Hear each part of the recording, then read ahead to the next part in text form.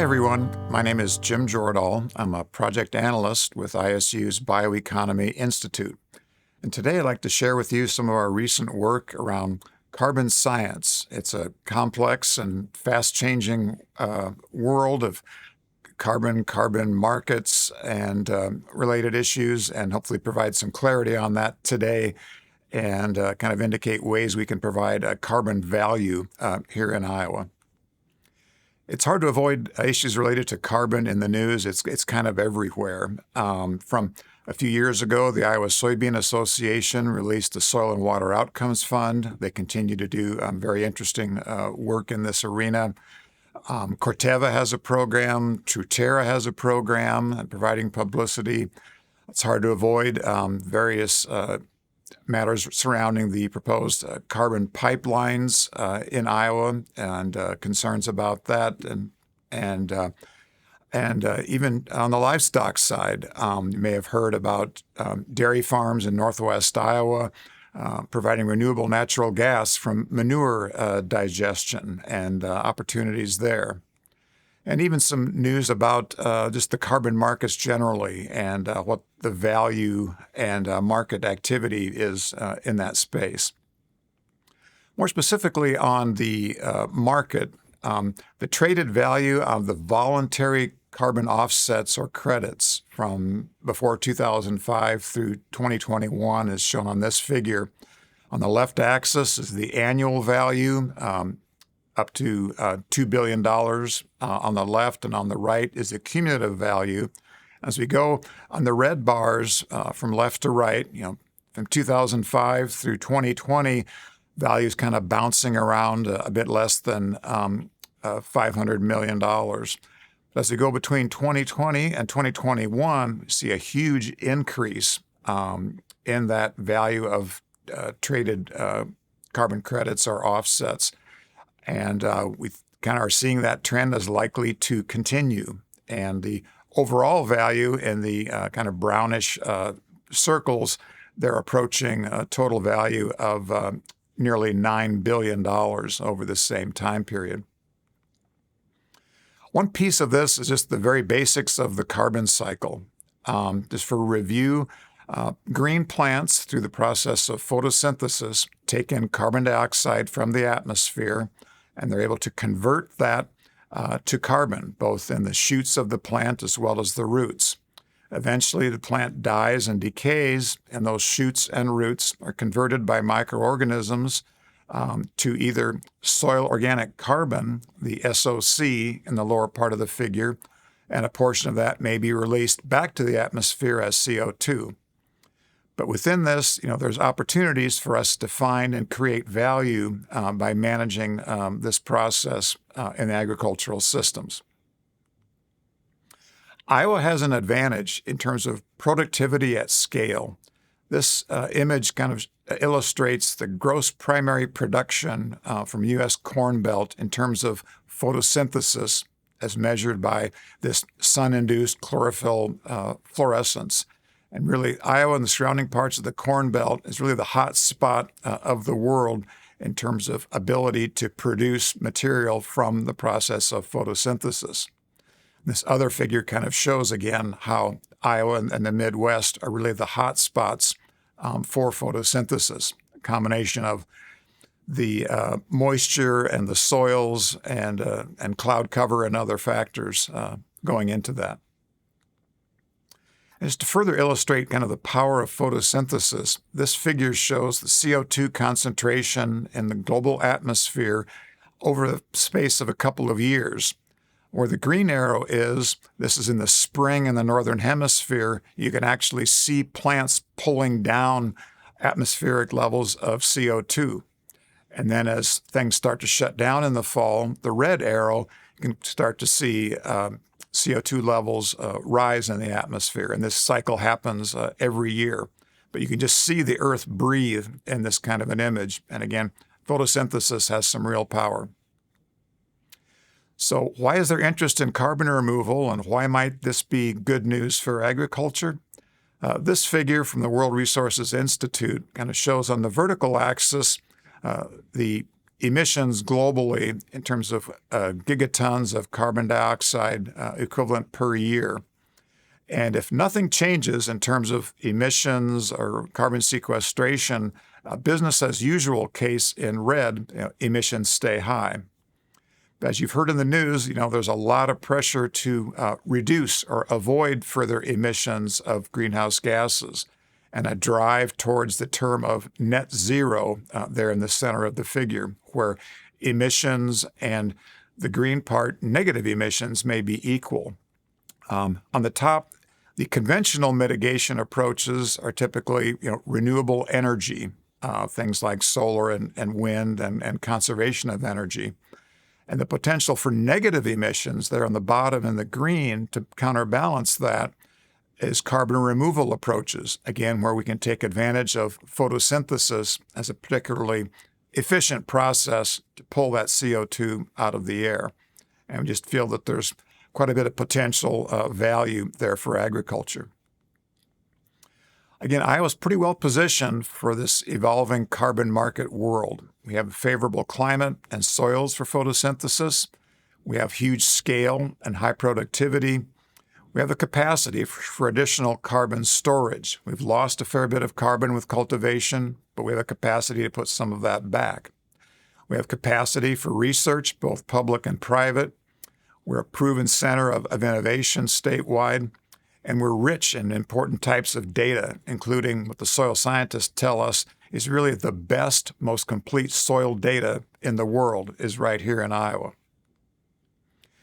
Last summer in 2021, Governor Reynolds formed a carbon sequestration task force, and at the state fair announced that a vision that Iowa would be the leading state for creating this carbon value through agricultural stewardship and energy generation. And as a part of that process, there was a request for Iowa State to produce a summary of the science. And we did so in this report. It's available on the ISU Extension Store, Carbon Science for Carbon Markets, Emerging Opportunities for Iowa. We had contributions from a number of scientists and departments all across campus in putting this report together. Some of the questions that we were asked to resolve in this report are just, what is the effectiveness of different agricultural practices and technologies to adjust emissions or to remove carbon? What are the gaps in our knowledge? What do we need to know that we don't? And moreover, how do we fill those knowledge gaps with additional research and data? And how do we improve the credibility and market value of agricultural practices in this arena? As one point of information from Ecosystem Marketplace is that the buyers of carbon value, carbon credits, have indicated that the quality of offsets is more important to them than the price. And so improving that quality and understanding what data can improve that is part of what we're after. Overview of the report, we discuss things like specifics of the carbon markets, issues of measuring, reporting, and verification around carbon, which is extremely important, specifics on cropping systems, the agronomy of it all, livestock, planning tools, ag-based engineering technologies, many of which revolve around kind of next-generation biofuels, the adoption of relevant practices, and then some modeling and life cycle assessment pieces of the puzzle. A lot of information packed in this report. There's some new factors that are not yet folded in to the report, things like the Inflation Reduction Act and associated provisions, and a number of important climate-smart ag projects that will just be getting underway soon. A bit about carbon markets again. They're not just about carbon per se. Carbon dioxide, or CO2, currently over 400 parts per million in the atmosphere, is assigned a global warming potential of 1. It's kind of the standard. And its lifetime up in the atmosphere is kind of variable. But methane is also important. Methane, or CH4, it's present in the atmosphere at much lower concentrations, about 1.8 ppm, but it's more powerful. Its global warming potential, kind of per unit mass of methane, is some 28 to 34 times that of carbon dioxide, but it has a much generally short lifespan in the atmosphere of about 12 years. Nitrous oxide, also very important, particularly from agricultural sources, or N2O, even lower concentrations in the air at about 0.3 ppm, but even more powerful in terms of global warming potential at nearly 300 times that of CO2, with a fairly long lifetime in the atmosphere. But all these are summarized in credits and the literature around the concept of CO2e, or carbon dioxide equivalent. There's many pathways to carbon credits. Again, that carbon credit, the unit of currency in the marketplace, is a metric ton of that CO2e, or carbon dioxide equivalent. Yeah, it can be achieved by avoiding emissions or reducing the emissions of CO2 equivalent gases, or carbon removal, generally the removal of carbon dioxide from the atmosphere, such as through photosynthesis. Examples of avoided emissions might be renewable fuels or avoided land use change that keeps carbon in the soil and plants. Examples of carbon removal might be carbon farming, various practices, things that store carbon in the soil, or production of things like biochar from corn stalks through heating without oxygen, or the process of pyrolysis. The market kind of divides into two realms. There's a compliance market where there's some regulatory driver, such as the California Low Carbon Fuel Standard, that kind of generally driven by state-level rules and a regulatory environment producing these potential offsets. And most of what we're talking about today is the other side. It's a voluntary market. There is no regulatory driver, but it's the marketplace that's driving things. Various corporations have net zero pledges, and they're trying to achieve those in terms of reducing their emissions and helping to sequester carbon through various means, such as agronomic practices and avoided changes in land use. Some terms worth knowing, a bit more detail on these. A carbon credit is a tradable asset in the marketplace. It represents a right to release or emit carbon forms into the atmosphere. Again, each credit typically represents 1 metric ton of carbon dioxide equivalent. And it's created when these reductions in emissions or carbon removals are verified compared to some set baseline. Some other key terms, especially important for agriculture, are the concepts of additionality, where emission reductions or carbon removal that would not have occurred in the absence of a market for offsets. That defines a level of additionality. And further, permanence, which is kind of an assessment of the lifespan or whether the change is irreversible for a given emission reduction or carbon removal. There's multiple options for these removal or emission reductions. Some are more on the ecological side, and some are very highly engineered, and some are in between, all within the agricultural space. Those practices that are more on the ecological side tend to be less costly, but maybe harder to measure in some cases for these carbon markets, and can potentially be more vulnerable to reversal, such as establishment of a forest and that forest burns, that's a reversal of that stored carbon. But on the plus side, there's many environmental co-benefits that tend to come from storing carbon in ecological systems.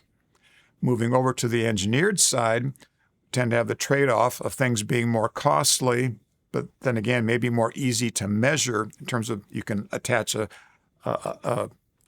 valve to measure the flow of something. Generally less vulnerable to being reversed. But there's some positives in terms of technology leadership, co-benefits from developing highly engineered technologies. It's a competitive space, this carbon credit world, from the ecological to the engineered. This competitive environment may arise from the type of carbon storage or emission control, whether it's row crop soil carbon storage versus forest applications. Applications by region, what we do here in the Midwest versus maybe the Southeast, such as the forest products market in the Southeast. But it's also a global competitive environment in terms of what carbon credits or investments are made here in the United States versus other parts of the world, such as developing countries or what's sometimes known as the global South. And again, the buyers, we have to keep considering them. Those who are investing in credits or offsets are weighing how credible this process is. Does it provide value? What is the additionality? How permanent is it? Is there potential for leakage? These kinds of factors play into the value as well as the competitive environment. Just for example, we have some data from Microsoft, kind of an early investor in these types of credits. They look at investments in terms of durability, kind of a different word than permanence, being low durability, maybe an investment or a process that lasts less than 100 years, to medium durability on the scale of hundreds of years, to very high durability investments, practices that may sequester carbon, say, for thousands of years. Looking at fiscal 22, they're looking at more than 1.5 million metric tons of CO2. The majority of that's going into forestry projects, but they're also investing in soil projects, particularly with Truterra, but also some blue carbon or ocean-related work. Moving to the medium and high durability realm, looking at much smaller quantities, maybe 10,000 metric tons of CO2, focused on biochar in the medium realm. And the more high durability realm, they're looking at some bio-oil projects and CO2 utilization work. But as they think about and summarize their perspective on this, they're seeing that the market kind of lacks some strong common definitions and standards and could be improved with that. And they really would like to get at more of these high durability credits, but there's a very limited supply, and those that there are tend to be very expensive. The forestry and soil carbon side, where the bulk of their investments are, they see sobering challenges in quality, but these offer some short-term climate value and a number of co-benefits beyond carbon removal. A number of investors, including Microsoft, are very interested in things besides just the carbon. They're looking at what co-benefits in terms of ecosystem services, such as habitat and water quality benefits that may arise. As far as how these carbon offsets work, Dr. Alejandro Plastina here at Iowa State's done a bunch of great work in summarizing these, and this is one of his figures. But if we kind of track one by one, kind of starting at the lower right with farmers and follow the flow, the data flows from farmers up through those who are developing a project, and ultimately the practice may be verified, and then up to a registry that establishes how this process is going to work. And then a method may flow in the yellow arrows down from that registry through the process, ultimately down to the farmers to determine how that practice will be measured and implemented. And once that practice is established and verified, the payments can flow from the investor and the ERPAs, the process through which investors invest, and feed funding back into the project, ultimately to the farmers and to all the players in the process. And the registry in the upper left can issue the credit to those who are buying the credits through the ERPA. A number of players are in this space. EMC has their own process. Soil and Water Outcomes Fund has another. Indigo Ag, many have heard of them. Nori is another company. Corteva, Agoro, SIBO, Gradable. There are and others through Bayer Carbon, all slightly different, but all important players in the marketplace. And again, through Dr. Plastina's work, you can find out some very useful summaries of how they differ and compare. How do farmers react to all of this? Well, Dr. J. Arbuckle, through the Iowa Farm and Rural Life poll, has been asking questions on this space. And on the left, kind of posing the question, programs or markets should be developed to help farmers earn money from adopting practices that capture carbon. Well, the farmer response is, well, a fair number agree in the yellow bar, but in the blue bar, an awful lot of them are really quite uncertain about whether these programs should be further developed. Getting more specific, on the right, pose the question, I would participate in programs that pay farmers to capture carbon through soil health practices. About the same response, some interest, but a very high level of uncertainty still. A very important piece of how this works in terms of soil carbon in particular is the question of how it's measured, reported, and verified. A lot of work in this arena. To measure changes in soil organic carbon, kind of useful to think about it in terms of a slice of a field. Generally, what's being measured is the upper foot or 30 centimeters slice of the soil. Kind of blow that up into that series of dots. And most of the soil is not organic. It's silt, sand, and clay mineral material. And the darker dots are the organic matter. And if we break that down a bit, about half of that organic matter is soil organic carbon, and the rest of it is other elements like hydrogen and oxygen and some other pieces. But to try and measure the soil organic carbon, that's what the markets are really interested in at present, is trying to measure that soil organic carbon stock in that slice of soil. It's comprised of the concentration of SOC or soil organic carbon, the bulk density of the soil, the mass per unit volume of soil, the coarse fragments or bits of rock, essentially, that are more than 2 millimeters in diameter. If there's inorganic carbon or limestone, that is carbon that doesn't count, so to speak, in soil organic carbon.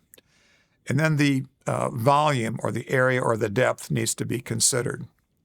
But what it all boils down to is it's very tiny font there in the lower right. The soil organic carbon change over a few year period tends to be very small, but the variability is very large. And that combination of factors makes it very challenging to measure these important changes in soil carbon that the market is based on. Further on measuring soil organic carbon, the protocols, again, for the different programs vary, and we can expect that their estimate of the stock or amount of carbon is going to vary somewhat with any difference in approach. If you wanted to independently confirm the results of a carbon project program, you'd have to duplicate every aspect of how it's sampled and analyzed to come up with the same result. And overall, to come up with an optimal approach is something we've thought a lot about over the past year or so to measure soil organic carbon.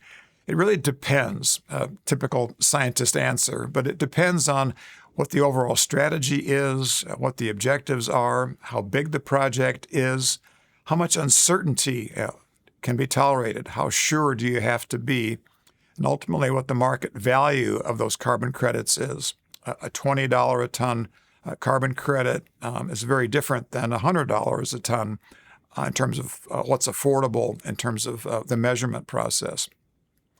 Typically, to make this happen, the carbon programs are using various computer models. They aggregate many farms and fields and sample any individual field at a much lower density than would be required to really get a quantification in any one individual field and to see those carbon changes. Most of the protocols, again, are sampling to a depth of 12 inches and using a process of dry combustion, whereas typical soil fertility sampling is usually more about the surface 6 inches and using an organic matter measurement, which is more cost-effective than dry combustion, but the data is not used in the programs in the same way. Bulk density, again, is a soil mass per unit volume, which is still kind of challenging for us in that it's a critical part of the SOC or soil organic carbon stock calculation, but relatively few co-ops or ag consultants really have the equipment or the experience to get a good soil bulk density sample. Some of the specifics around cropping systems or the agronomics of these carbon credits, the impacts of specific practices, let's say artificial drainage using standard practices, its impact on soil organic carbon or CO2 in the top line tends to be negative. As we remove water, bring in oxygen, it tends to degrade or release CO2 from stored soil organic matter. But it tends to be a positive in terms of the emission of nitrous oxide, in that drainage tends to reduce denitrification, which reduces the potential loss of nitrogen as nitrous oxide. No-till, using standard practices, tends to increase soil carbon. Organic matter in the surface layer in particular tends to increase with no-till. However, on the nitrous oxide side, it tends to be a negative. We may see somewhat more nitrous oxide release with no-till. Nitrogen fertilizer, both in optimizing the rate and timing, tends to be a positive for both storing carbon or reducing CO2 emissions, as well as reducing the nitrous oxide emissions from fertilizer nitrogen. So all these factors are considered in coming up with assessments of carbon credits in soil. Looking more specifically at a practice of, say, no-till and cover crops, the pros and cons for the carbon markets, and that this is something that can be readily implemented on large scale, and large scale leads to cost effectiveness. There's numerous environmental co-benefits in terms of habitat and water quality that I mentioned previously. But again, it's kind of challenging to monitor, and the questions of additionality and permanence keep coming up in the marketplace. Agriculturally based engineering technologies is also an important topic in the report. Again, we're dealing with photosynthesis, or bringing CO2 from the atmosphere through solar energy in plants. But now, how can we deal with that biomass and produce energy and other useful products? This is also value in the marketplace. Taking that biomass through some type of a biomass processing plant, there's emerging ways we can produce electricity, hydrogen, biofuels, and various bioproducts. Certain bioproducts we can produce include biochar. You can store that in the soil, or can capture CO2 and store that in the geosphere as well. There's many drivers, markets, and fuels that we can talk about, and these are detailed in the report. Things like reducing greenhouse gases, getting towards carbon neutrality, air quality, storage of energy are important drivers, among others. There's quite a range of markets for different types of fuels, whether light or heavy-duty vehicles, maritime transport, large ships at sea, aviation fuel. There's a lot of interest in getting to more sustainable aviation fuels. Many important markets for agriculture to potentially play a role in. And various types of low-carbon or zero-carbon energy carriers, from the hydrogen to potentially green ammonia, renewable natural gas, as well as what we're more familiar with in terms of the ethanol, biodiesel, and others. So lots of change and lots of potential across these arenas. As far as a specific practice, I'll bring up biochar again, producing biochar from a variety of products, but most interest here in Iowa would be from corn stalks, producing a material much like charcoal, very high in carbon and very stable. In terms of the markets, it's a relatively stable, long-term carbon storage well into the centuries of life. It's fairly easy to measure this product being produced. And it's pretty significant environmental benefits in terms of the agronomy of biochar in the soil.